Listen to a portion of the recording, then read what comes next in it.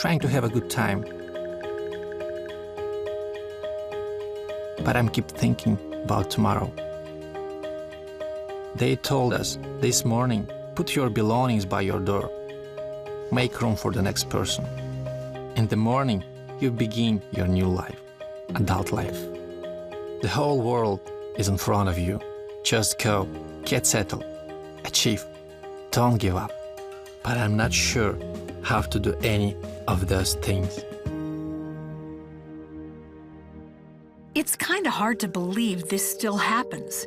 Here are teenage, orphaned, and abandoned children who've been cared for by the Ukrainian government all or most of their lives.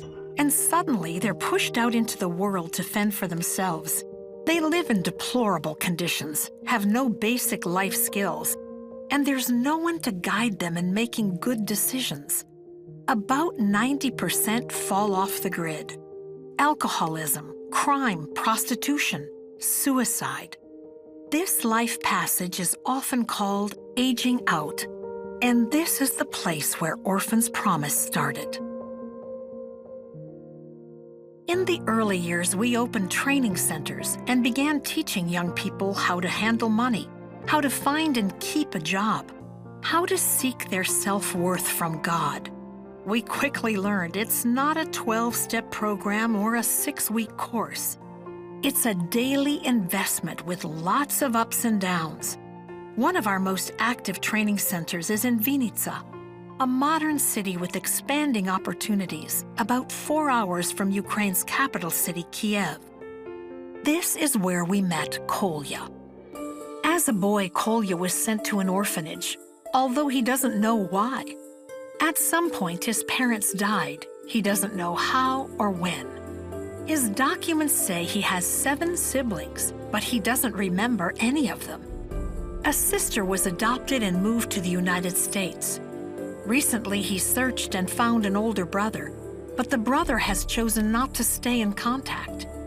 So instead of living in a family of 10, Kolya grew up feeling very much alone. To this day, Kolya struggles with trying to understand who he really is. At about age 15, an Orphans Promise team began coming to his orphanage.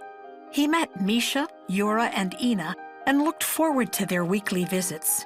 Soon he became involved in activities at the OP Training Center, and as he looks back on his life, he says this was clearly a turning point.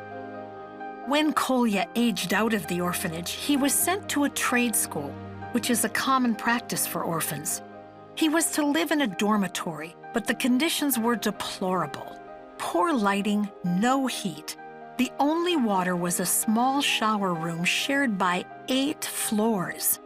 This was definitely not what he imagined life would be.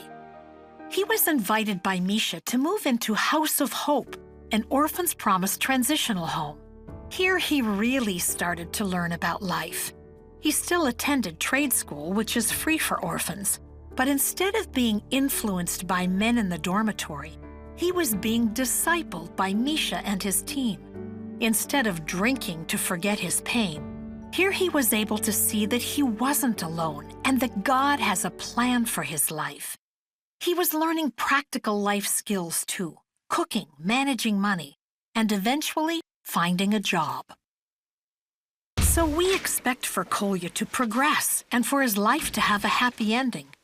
But Misha, the director of the training center, says the reality is these orphans lack self-confidence, and most of them don't believe they can achieve. And even though they might appear to be doing well, it can all change in a moment. Fast forward 2 years, Kolya is working on the city tram, taking tickets. He's doing well for a while until he gets bored and there's no quick advancement to tram driver, which is what he really wants to do. So he starts going to work late or not showing up at all. He has a fight with his boss. Eventually, he loses his job. This is the reality of working with these orphaned and at-risk youth. Has Kolya failed? Has the program failed? Not really. These young people are just playing catch-up. They're learning things most kids get from their parents at an early age. Try your best. Keep going when it gets tough. You can do it. You're smart enough. Instead of learning it at 12, Kolya is learning it at 20. I believe God will change their way of thinking and give them hope, so they can take their rightful place in life, create families, be confident as children of God, and believe in a good future. Over the past decade, God has taught us many things about working with these young people. Certainly the most important is that no matter what, He will not give up on them. And He has a unique plan and future for each one. Many are already walking in His plan and blessing, and we have every confidence that God will continue this good work.